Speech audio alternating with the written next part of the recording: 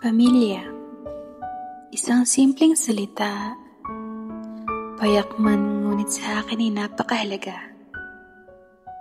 Ito ay binubuo ng ama't ina, kasama ang bulilit at makukulit na mga bata. Pamilya, ako'y meron ito. Isang masaya at buo.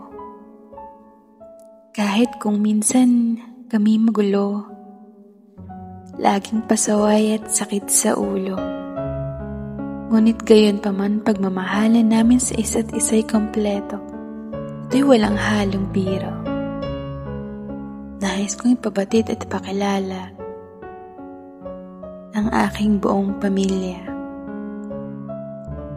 na siyang nagmahal sa akin at nag-aruga. Kahit pa may ugali ko'y kasuka-suka. Tatay, siya yung nagtatanggol at todo kumayod upang sa gayoy kami hindi maghirap sa susunod. Sa kaniya'y hindi alintana ang pagod. Basta kami makita niya na nalulugod. Si ina, na ilo na ating mga tahanan, na kung makasermon ay daig pa ang patukan. Talak dito, talak doon. Ngunit gayon pa man, siya ang kaisa-isang nagbigay sa atin ng kamanduhan nito. Narito si ate, kuya at bunso. Laging nariyan upang mayroon kang kalaro. Magkakaisa kapag nag-iisip na mga biro. Kakampi sa lahat ng gulo. Ngunit sila'y bigla-biglang naglalaho kapag maraming hugasin ng mga plato. Isama rin natin si lola at si lola, na kung tumawa, daig pang malilit na bata, lagi silang nakangiti upang ipakita ang kanilang gilagid na namumuti.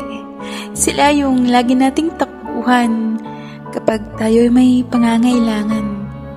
Sila yung lagi nandyan na handa tayong damayan sa mga problemang ating kinasalungkutan.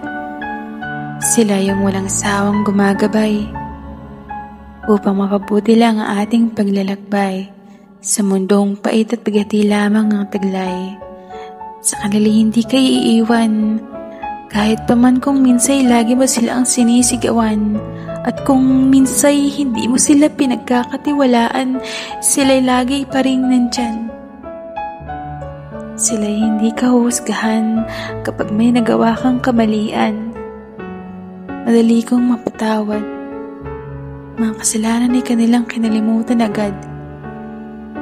Sa mahabang panahon, milyon ang aming mga pinagsamahan. Nariyan ang lungkot at mga kasaya. Napakaswerte ko dahil meron akong pamilya. Ang pamilyang kaya kong ipaglaban. Kahit kapalit man ito ay kapaitan. Lagi nilang inuuna ang iyong kapakanan.